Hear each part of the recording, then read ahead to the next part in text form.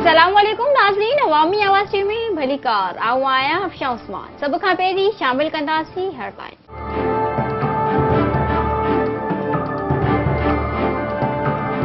ख़ालिद जगवार ख़ुर्शीद शाह चयो आहे त वफ़ाक़ जी नाक़िस पॉलिसी सूबनि में नफ़रतूं जनम वठनि पियूं। कुझु माण्हुनि जी नाअहली सबबि मुल्क खे को न को नुक़सान पहुचे थो।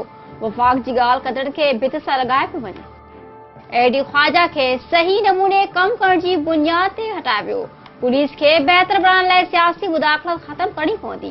पीटीआई सरबराह इमरान खान चयो आहे त केपीके में सियासी मुदाख़लत ख़त्म करे ईमानदार आईजी लॻायो। Peoples party senator Saeed Ghani चयो आहे त इमरान खान नफ़्सियाती मरीज़ आहे।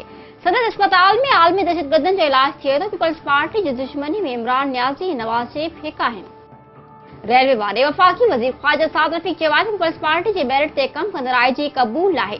सिंध हुकूमत खे अहिड़ो आईजी घुर्जे जेको घर जो मुंशी हुजे। एडी ख्वाजा खे उहिदे तां हटाइण ऐं पुलिस ज्यातियुनि ख़िलाफ़ कराची प्रेस क्लब अॻियां एहतजाज दौरान पुलिस ऐं मुज़ाहिरनि विच में चकरियूं।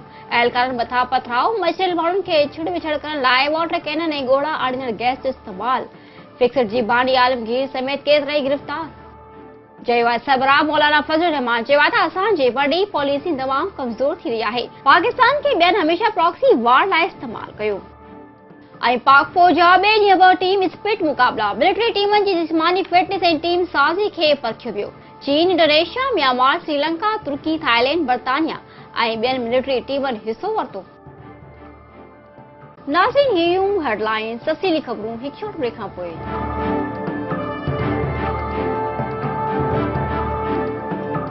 ख़बरनि में हिकु दफ़ो ॿीहर भली कार।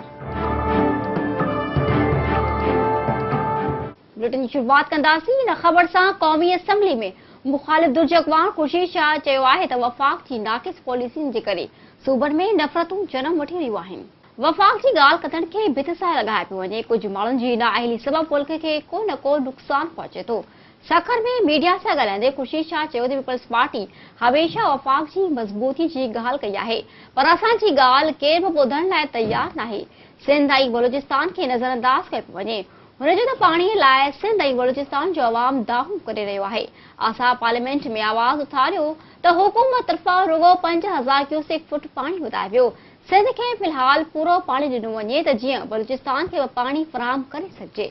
ख़ुर्शीद शाह जो चवणु हो त कुझु माण्हू नाअहली जे करे अहिड़ा क़दम खणंदा आहिनि जिन सां मुल्क खे को न को नुक़सान पहुचंदो आहे।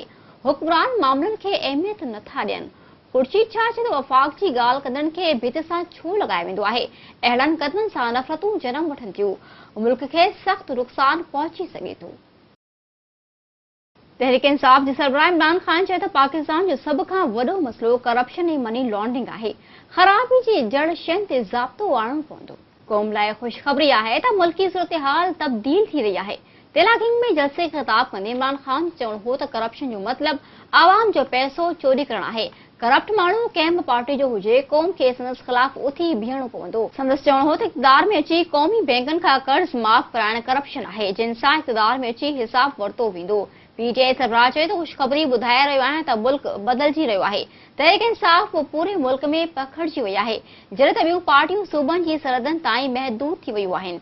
संदसि चवणो हो त पाकिस्तान जो तरक़ी जी दुनिया में मिसाल ॾिनो वेंदो हो, पर करप्शन, कर्ज़ माफ़ कराइण ऐं मनी लॉन्ड्रिंग जहिड़ा मसइला मुल्की तरक़ी में रुकावट बणिया, जिन मुल्क खे बि धिके पुठिते करे छॾियो आहे। हुन चयो त कुदरत पारां अता कयल वसीलनि जो फ़ाइदो हासिल न करण सबबि अॼु असांजी इहा हालत थी वई आहे। अलमियो इहो आहे त शर्जील मेमण 5 अरब रुपयनि जी करप्शन कई, जॾहिं हू वापसि ॾे मोटियो त गुलनि जा हार पाराया विया। इमरान खान वधीक चयो त अफ़सोस जहिड़ी ॻाल्हि आहे त केपीके जे कुल बजट 113 अरब रुपया आहे ऐं डॉक्टर आसिम ते 460 अरब रुपयनि खां वधीक करप्शन जो इल्ज़ाम आहे। क़ौम करप्ट माण्हुनि जे एहतसाब लाइ आवाज़ उथारे। आईजी सिंध ऐं ख्वाजा खे हटाइण वारे मामले ते इमरान खान चयो त पुलिस इन वक़्तु ठीकु थींदी जॾहिं मेरिट जी बुनियाद ते आईजी मुक़ररु कयो वेंदो। इमरान खान चयो त सिंध जे आईजी खे सही नमूने कम करण जे करे तब्दील कयो वञे। पुलिस खे बहितर बणाइण लाइ सियासी मुदाख़लत ख़त्म करणी पवंदी। पीटीआई सरबराह वधीक चयो त ख़ैबर पख्तूनख्वा जी पुलिस खे बहितर बणायो आहे, सियासी मुदाख़लत खे ख़त्म कयो, ईमानदार आईजी लॻायो वियो आहे।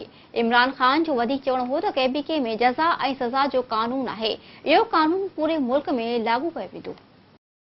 पीपी सेनेटर सईद गनी चयो आहे त इमरान खान नफ़्सियाती मरीज़ आहे। संदसि अस्पताल में आलमी दहशतगर्दनि जो इलाज थिए थो। Senator Saeed Ghani PTI chairman जे ख़िताब ते रद्द अमल ज़ाहिर कंदे चयो त इमरान ख़ान क़ौम खे ॿुधाए त भारत मोदी खां चंदो वठण वियो हो। सईद गनी चयो त पीपल्स पार्टी जी दुश्मनी में इमरान नियाज़ी आई नवाज़ शरीफ़ आहिनि। इमरान नियाज़ी जी वालिद इकराम नियाज़ी की पीपल्स पार्टी जी हुकूमत करप्शन जे इल्ज़ाम में नौकरी तां फारिग़ कयो हो, जे ॻाल्हि ते खेसि कावड़ आहे। रेलवे वारे वफ़ाक़ी वज़ीर ख़्वाजा साद रफ़ीक़ चयो आहे त पीपल्स पार्टी जी मेरिट ते कम कंदड़ आईजी क़बूल नाहे। सिंध हुकूमत खे अहिड़ो आईजी हुजे जेको घर जो मुंशी हुजे। लाहौर में मीडिया सां ॻाल्हाईंदे ख़्वाजा साद रफ़ीक़ चयो त सियासी मुदाख़लत मथस तनक़ीद लाइ रेलवे खे टारगेट बणाए रहिया आहिनि। इमरान ख़ान जे इल्ज़ामनि जी का बि हैसियत नाहे। हुन चयो त इमरान ख़ान हमेशह शर्म ॾियारींदो आहे पर पाण खे शर्म न ईंदो अथसि। पीपल्स पार्टी सां का बि डील न कई आहे, न ई डील जी कोशिश कई। ख़्वाजा साद रफ़ीक़ चयो त करप्शन बाबति आसिफ ज़रदारी जी पार्टी खे त ॻाल्हाइण ई न घुरिजे। पीपल्स पार्टी सिंध खे तबाह करे छॾियो, हाणे नवाज़ लीग एंट्री ॾींदी। आईए सिंध बाबति पुछियल सवाल जे जवाब में ख़्वाजा साद रफ़ीक़ चयो त सिंध हुकूमत खे अहिड़ो आईजी हुजे जेको घर जो मुंशी हुजे। कराची में पुलिस रवैये ख़िलाफ़ एहतजाजी मुज़ाहिरे दौरान पुलिस फिक्सिट जे बानी आलमगीर ख़ान खे हिरासत में वठी छॾियो। कराची प्रेस क्लब खां मुज़ाहिरीन वज़ीर हाउस ॾांहुं वधण जी कोशिश कई त पुलिस एक्शन खणंदे खेनि छिड़विछड़ करण लाइ वाटर कैनन जो इस्तेमाल कयो। मुज़ाहिरीन रुकावटूं तोड़े अॻिते वधण जी कोशिश कई, जंहिं दौरान फिक्सिट मुहिम जा कारकुन ऐं पुलिस एहलकार हथे पइजी विया। पुलिस लठबाज़ी शुरू कई त कारकुननि एहलकारनि ते पथराव कयो, जंहिं दौरान पुलिस पारां हवाई फायरिंग ऐं गोला आड़ींदड़ गैस जो बि इस्तेमाल कयो वियो। जवाई सरबराह मौलाना फज़लुर रहमान चयो त पाकिस्तान खे ॿियनि हमेशह प्रॉक्सी वार लाइ इस्तेमाल कयो। असांजी परॾेही पॉलिसी तमामु कमज़ोर थी रही आहे। नौशेरा में मीडिया सां ॻाल्हाईंदे मौलाना फज़लुर रहमान चयो त 70 साल बाद चीन सां दोस्ती इक़्तिसादी दोस्ती में तब्दील थी वई। सीपेक सां असांजो रोशन मुस्तक़बिल जुड़ियल आहे। संदसि चयो त चीन जी कम्युनिस्ट पार्टी JYFA खे फ्रेंड पार्टी करार ॾिनो आहे। चीन सां दोस्ती खे वधीक काराइतो बणाइणु घुरिजे। JY सरबराह चयो त मुस्तहकिम पाकिस्तान पाड़ेसरे ने सॼी दुनिया लाइ ज़रूरी आहे।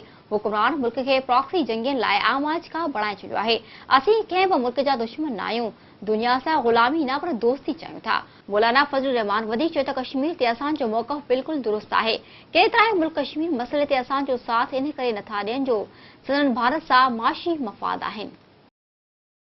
नाज़रीन, पाक फ़ौज जे तर्जुमान इदारे ISPR मूजिबि पाक फ़ौज जी टीम स्पिरिट मुक़ाबले जे ॿिए ॾींहुं मिलिट्री टीमनि जी जिस्मानी फिटनेस ऐं टीम साज़ी खे परखियो वियो।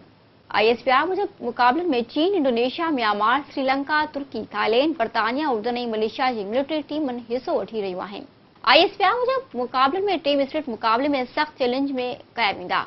मुक़ाबले में दहशतगर्दनि खे मुंहुं ॾियण राम ऐं रमज़ूं जांचियूं वेंदियूं। ISPR जो वधीक चवणो आहे त गुज़िरियल ॾींहुं टीम स्पिरिट मुक़ाबले में पाक फ़ौज जी मंगला कोर खटी वरितो हो। नाज़रीन, रुॻो बुलेटिन पंहिंजी पुॼाणी ते पहुतो। हर वक़्तु अपडेट लाइ विज़िट कयो असांजी वेबसाइट अवामी आवाज़.com।